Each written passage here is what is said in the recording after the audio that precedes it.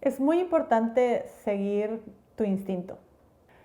Personalmente, para contar mis historias, que muchas de ellas se sitúan en Guatemala, a veces me he sorprendido encontrando información en la Hemeroteca de México, por ejemplo, que solo porque una vez simplemente pasaba por ahí, cerca de la Hemeroteca de la UNAM, y me decidí a entrar y encontré que había un gran archivo sobre notas periodísticas que se habían hecho desde México con periodistas mexicanos que viajaron a Guatemala durante los años de guerra que yo estaba investigando.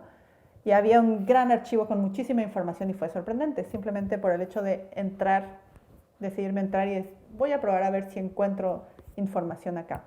A mí me ha pasado que a veces pareciera absurdo preguntarle a una persona que estoy entrevistando sobre sus fotografías personales.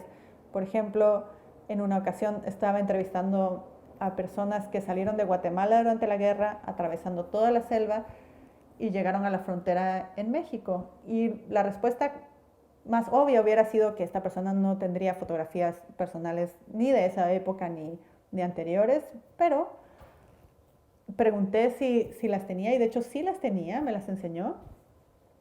Y era un grupo pequeño de fotografías que estaban un poco deterioradas, quizás por la humedad y por el paso del tiempo, y eso hablaba de dónde habían estado esas fotografías. Hablaba de que habían atravesado un bosque húmedo, que habían sido cargadas a lo largo de un tiempo, de un viaje largo, de ida y de regreso de México a Guatemala.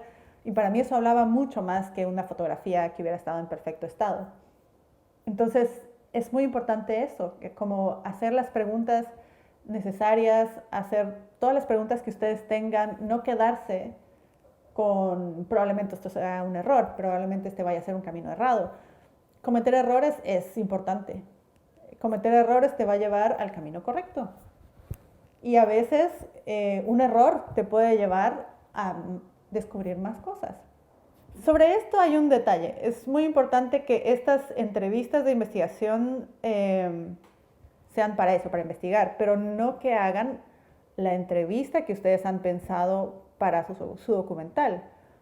Porque muchas veces, si ustedes hacen esas preguntas que están reservando para el documental sin cámara, la persona se los va a contar todo.